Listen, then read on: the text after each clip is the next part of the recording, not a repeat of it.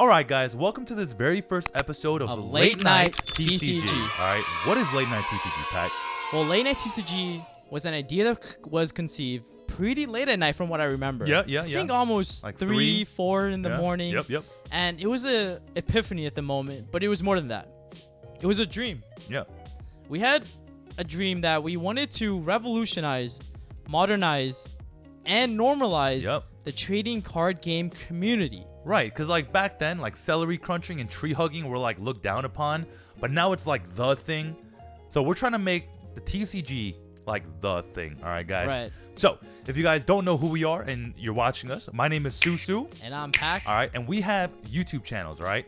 So our links are in the description box down below. So every episode will be split as the prequel and the sequel. All right. So one or the other will go on one or the other channel. So make sure you're subscribed and you're liking and you're commenting and you're notification belling both channels. All right, guys. Right. Also, we stream on Twitch. PAK, when do you stream? I stream Monday, Wednesday, Thursday, and sometimes Sunday if there's locals around. And I'm talking about remote duels, right?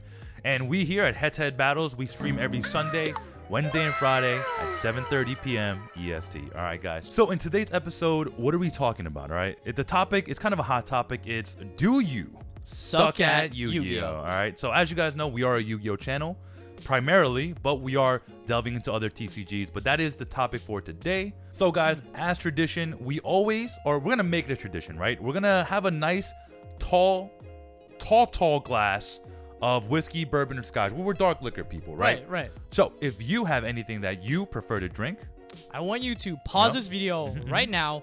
Go to the cabinet, the fridge, and take out a drink that you find refreshing. A drink that makes you feel good, because we're going to have a toast. So we're going to pause the video right now. Pause it right now. And we'll see you in 5 seconds. 5 seconds. All right, I'm assuming everyone's back. All right, guys. So, I want PAK to try the Buchanan's today, so I'm gonna pour him some Buchanan's. Okay. All right. All right, here we go. So we gotta go, boom. We gotta actually hit the nice, tall pour. Yep. All right. I think Susie, you're feeding for this Jim bean. I'm looking for that Jim bean, man. Okay. And in Korean cultures, when you receive the drink, it's 2 hands. Yep. Also, because we don't want to spill this on a $200 playmat, but that's besides the point. Extra pour for Susie. Extra pour, because I'm a big man. I'm a big man. It's 250 pounds of pure mass. So, all right, guys. So this cheers goes out to all of you guys out there, all the viewers, all the fans, all the supporters. Thank you for all the support up till now and all the continued support to the future. All right, guys. Cheers, man. Cheers, everyone. Woo! Man, that hit me right in the soul. God damn. I'm growing chest hair, PAK. Man, I'm growing chest hair. Right in the heart. I'm not going to lie.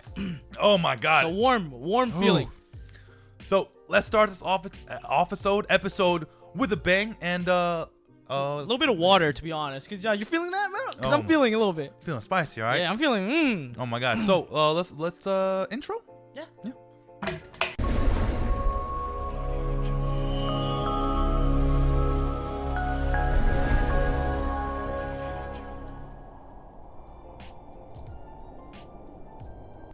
Are we back? I think we're back.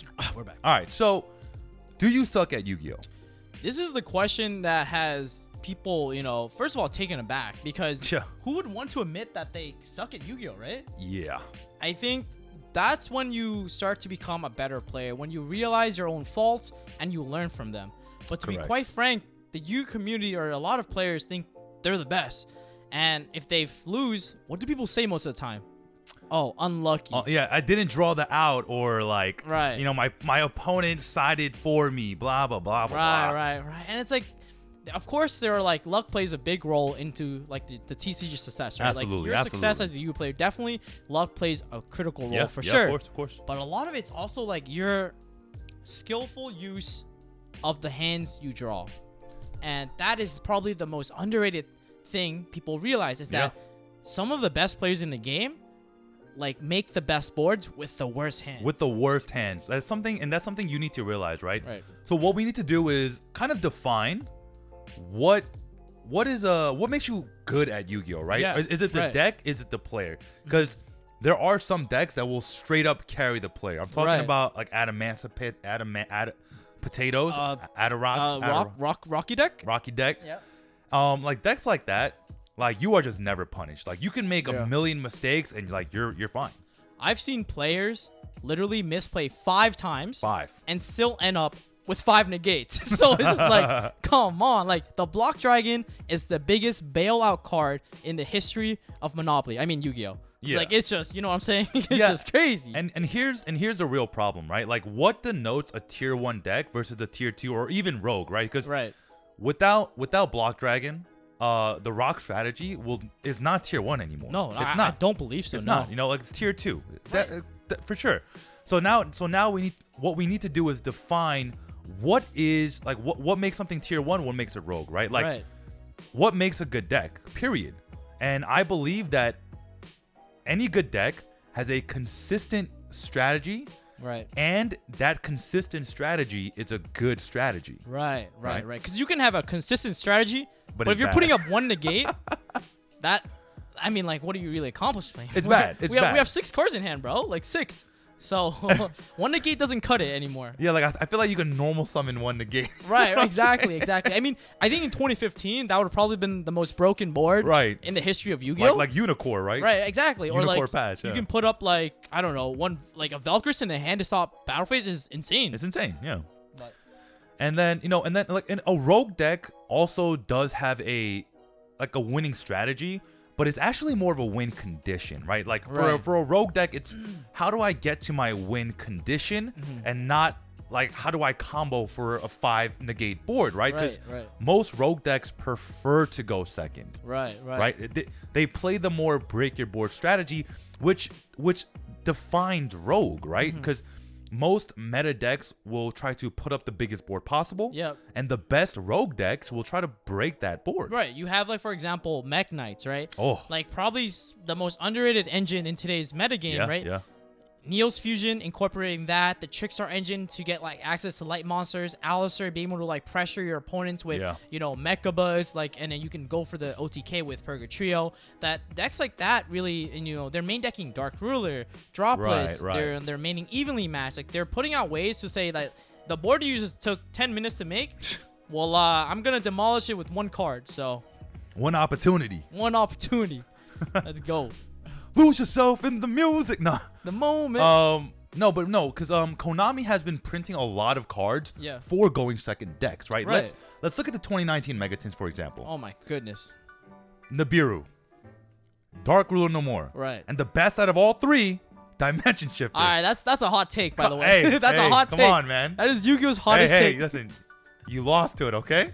You always have to call by the grave, you know what I'm saying? No, but like there are cards like that really just like they tell meta players like you better respect this card because I'm playing them in droves. Right. But to be fair, like a lot of these really oppressive cards nowadays, like Nibiru, Dark Ruler, they're actually being used in the meta decks itself. So it raises the ceiling or like the opportunities for meta decks to now compete with each other, right? It's not longer just a dice roll. I mean, it is for the most part, but there's that slight counterplay, that chance that I draw the freaking 1 of 3 Dark Ruler in my hand. And to be honest, that's what Yu-Gi-Oh has transitioned to. So like, I believe that in this format, being skillful and being good at the game has really deteriorated, and that's why the topic of today's discussion is like, do you suck at Yu-Gi-Oh? And the reason why we asked this question is it really your fault if you lost because you lost a dice roll? Like, or okay, all right, yeah. Like, is it really your fault if I lost just because there's no counterplay anymore? The block or the block deck, basically. Block deck, yeah. It plays through 5 negates. Like, you can have 5 hand traps and probably not stop their turn. Yeah, I mean, like, on minimum, they'll end on Herald Savage. Minimum. That's if you, like, hand trap them 5 times. Yeah. You have 1 card left in hand. Yeah. Let's just do the math. It doesn't take a genius, right? Like, correct. Come on. That's just crazy. But yeah, so I think for our first episode, this topic actually makes a lot of sense because you are actually a competitive player. Right. Correct? 100%, yeah. And me, I'm just like a really good casual player. Yep. But, I mean, that doesn't denounce the fact that we're both playing the game Yeah, together. yeah, exactly. You know? Like And, Susu and I, we both play the same game, and whether we're competitive or casual, we both have a passion, a love for the game, and I think that's definitely it's just a small side point is that don't make fun of like the rogue players, don't make fun of the people that are playing the game casually because we have different goals for coming to Yu-Gi-Oh, right? We have different ambitions and different things we want to take out of it. So for example, if you're working a 9-to-5 job and Yu-Gi-Oh is for you a way to like de-stress, I'm not trying to look up chain links 1, 2, 3, 4, 5, 6, 7, construct squamata, no. Wendy Ariel, you know what I'm saying? Wendy Ariel. You don't want to be doing that after I'm trying work, to, de-stress, normal summon an iconic nostalgic card like Dark Magician and just attack.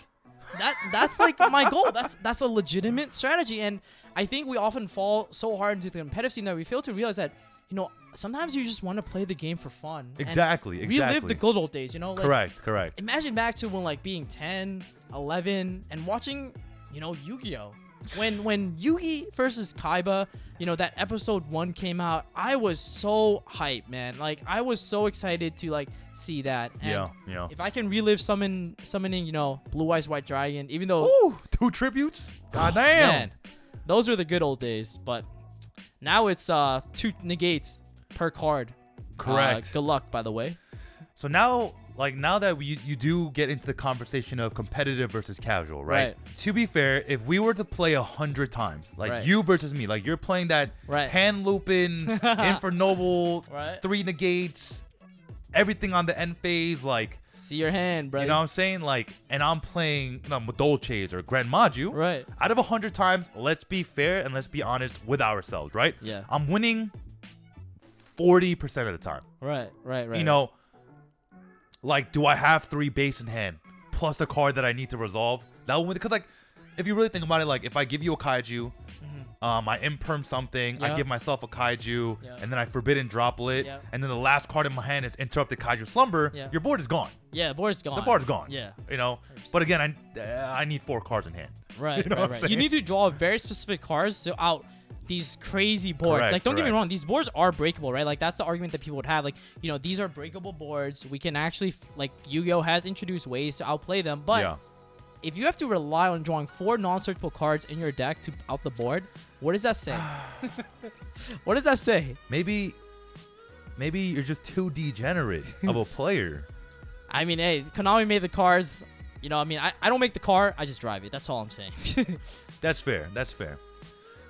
So when I lose, right, and I lose often, right, and I mean so do you. Same here. Right. We lose often, and the question we always ask, you have to ask yourself is, like, why did I lose, right? Like, what could I have done better in this situation? Granted, hindsight is always 20/20. Right. So no matter what, you'll always lose that conversation in the sense that because you have more information. Yep. Obviously you would do things differently, right? Yeah. At the same time, I believe there's value to looking at your replays, and that's like one of the things I emphasize on my channel, right? Like that when you look at your replays, there's almost some sort of pattern recognition. And for any of those who are in the video and watching, if you've played chess, you realize some of the best chess players aren't memorizing 10,000 different lines, right? Correct. They do memorize the openings, but when it comes to like the mid game and like the end game, a lot of it is pattern recognition, what they've seen before, and how they're going to play through it this time around. Correct. Because a lot of these players lost 1,000 games to win one really big one. And to be honest, like, that's some of the most important takeaways you can have from Yu-Gi-Oh! And that's the biggest advice I give to new players. Lose as many games as you can, but learn from them. Yeah, like lose when it doesn't matter, Right. But really, like, take that W. Like, oh my God, imagine like that one W you get a year is at the WCQ. Exactly, or like the at a YCS. Yeah. And that's really when your wits are tested, and all the practice you've gone into like putting into the game really shines. It's that, and it's almost kind of like this anime protagonist type story that you're like this Rock Lee moment where I feel like I've been losing so much, getting beaten down to the core. Everyone's telling you, yo, you can't make it, you can't do it. Drop, bro, your just drop. Your deck blows. I'm sorry. Yeah. And then you show everyone that with practice, with consistency, and with a little bit of luck, anyone can do it. True. And so in regards to that, the very first regionals that I went to, right, I went X4. We're gonna show a small clip from that. So yeah, I went X4, and usually people drop after X3 because after that you can't top, right? Right. But I told myself, I was like, yo, if I win my next one, I'm gonna be X3, right? I'm gonna be X3. I'm gonna win every game thereafter that, right? So I sat down. I was playing against Sky Striker Zephyra. Oh, Zephyra okay. Sky Strikers. Okay. And I was playing Crusadia OTK, Crusadia Kaiju OTK, right? He hit me with Grand Horn of Heaven. So what that card does is, we'll have it up on the screen. It essentially says, when I special summon, I lose the monster, and on top of that, I lose my battle phase. Oh my god, holy.